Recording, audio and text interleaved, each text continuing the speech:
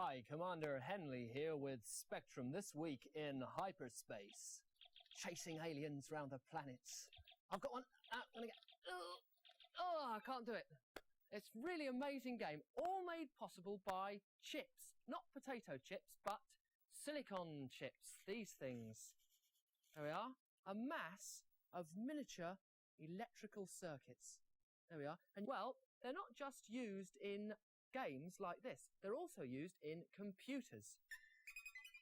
And here we are, my silicon chip now mounted in a base to make it easier to handle. And you can see why, because from the chip in the centre, there are tiny, tiny connections through the moulded base to the pins at the back, which enable me to plug it in to my computer.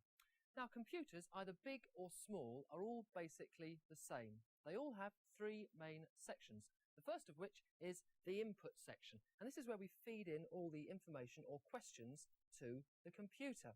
It then moves along to the next section, the processing section. This is where all the calculations and work is done. Now, if we want to store those calculations, we do so on these floppy disks. Well, the information then moves along from the processor to the final section, the output, where we can read the answer to our question here on the television screen or on a printout here. But computers aren't just used to send rockets to the moon. You can also find them down at your local supermarket. In this supermarket, every can, every packet, everything they sell has a special label on it, like this.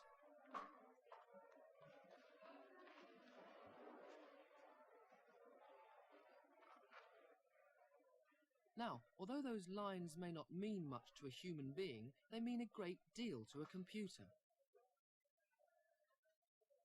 They're called code bars.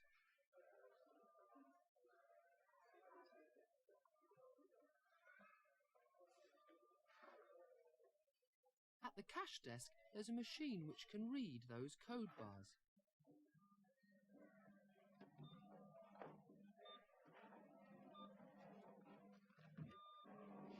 The reader is linked to the store's computer, which identifies the product's name and its price.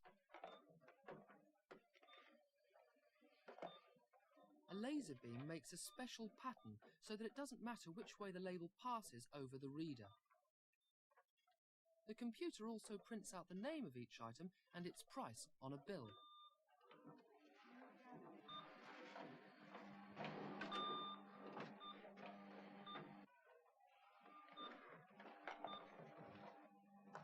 £8.94.5, please. Finally, the computer adds up the bill and works out the change.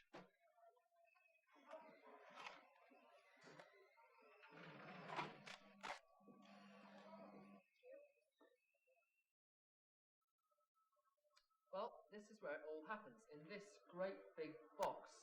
It may not look like much, but inside it does all sorts of things. Now, for instance, it tells you how many customers have been served in the shop. It tells you the amount of items that have been sold, the checks cashed, the amount of customers served each hour, the amount of items sold to each customer per hour, the amount of items sold in total each hour, and it tells you how much money has been taken in the morning in total. And moving on down here, it gives you lots and lots more detail about the shop. And then down here, if, for instance, you want to know how many packets of cornflakes you've sold, it tells you that's 26, so that the manager knows if he has to order some more cornflakes. It even says that it hopes you have a nice day.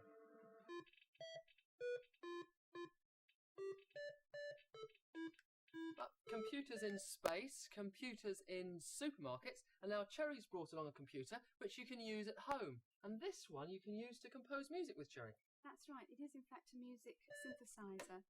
And by using these paddles, you can select notes and position them on the lines of music and then play it back through your own hi-fi at home.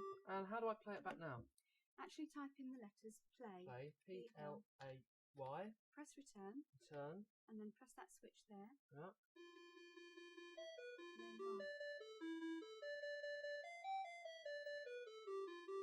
Look out, Paul McCartney, I think. It's Very marvellous. Now, it also has a facility to be able to draw, doesn't it? How do you do that? Yes, this you can do with the graphics tablet, but we'll have to actually change the floppy disk in the computer first, and where we have a program stored. So I pull this Pull one that out, one out. like that. Pull that and put one that in. one in. Right. Oh yes. Circles appearing on the screen. It's marvellous. Does it make any other shapes? Yes, it will. It will draw boxes and actually frames as well if you type some letters in. Right. Okay. B. B. L-O-A-D. P-I-C. Full stop. Full stop. Box. B-O-X. 1. 1. And press return. And then we should have some boxes and frames. That's great. So I've got a job in computers if I want one. I hope so, yeah.